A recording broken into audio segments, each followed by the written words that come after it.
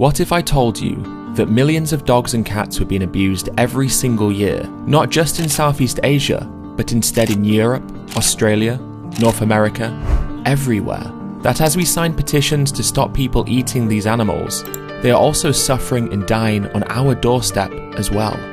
We often refer to ourselves as a nation of dog and cat lovers. We love them in our homes, we love their company. But how often do we reflect on where these animals came from? This is what the pet industry does to our dogs and cats. It is estimated that on any given day in the United States, there are 70 million homeless dogs and cats. And in the UK, there are 100,000 dogs and an unknown number of cats living without homes. At the same time as this, approximately 6.5 million dogs and cats enter US shelters every single year, with 1.5 to 3 million also being euthanized every single year as well. This means somewhere between 4,000 and 8,000 dogs and cats are euthanized each day in the US. And in the UK, it is estimated that 20,000 dogs are euthanized each year.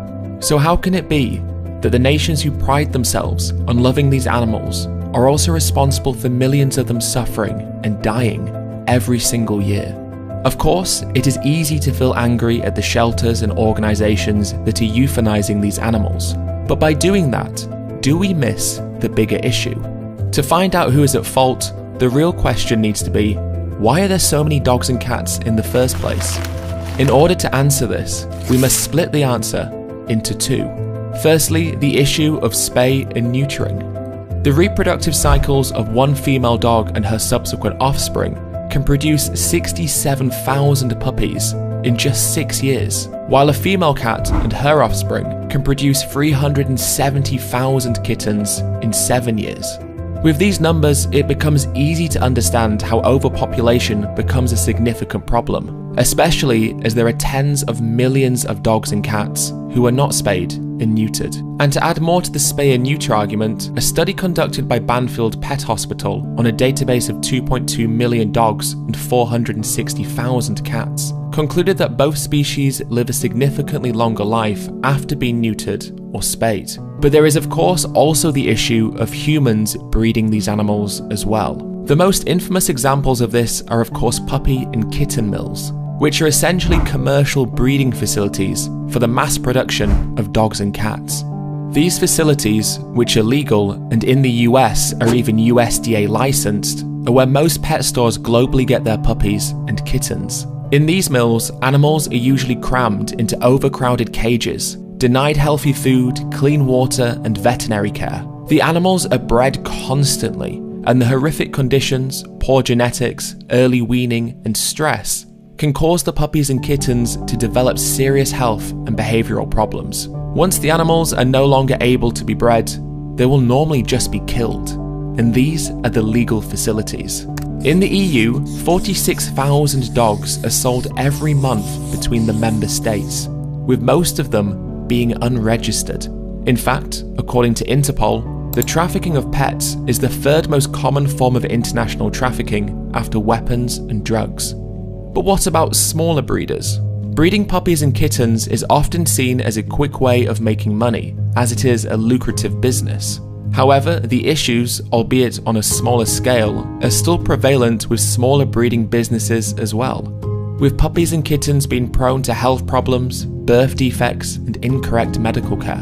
Ultimately, it is a financial venture, not an altruistic one, and the breeding of dogs and cats in any situation contributes to more suffering for those animals in shelters who need a loving home. Whilst we may call ourselves dog and cat lovers, our actions suggest the opposite.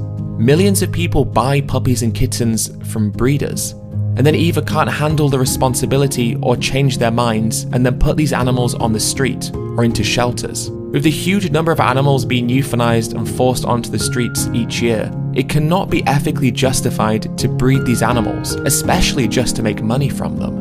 And in reality, we are talking about millions of individual animals suffering, each going through their own experience of abuse, neglect, fear, and death.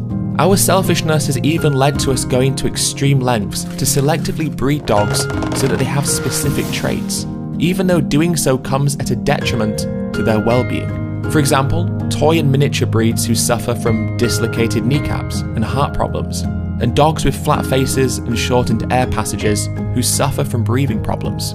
Furthermore, pedigree dogs and cats are the victims of our traditions. Events like Crufts celebrate our forced selective manipulation, inbreeding, and mass production of dogs. Our invented and arbitrary requirements of the perfect dog are paraded around for a competition. But what's kept hidden or purposefully ignored are the inherited diseases, health issues, deformities, and abuses that take place, with breeders even admitting that they have euthanized healthy dogs simply for having the wrong features desired by the judges.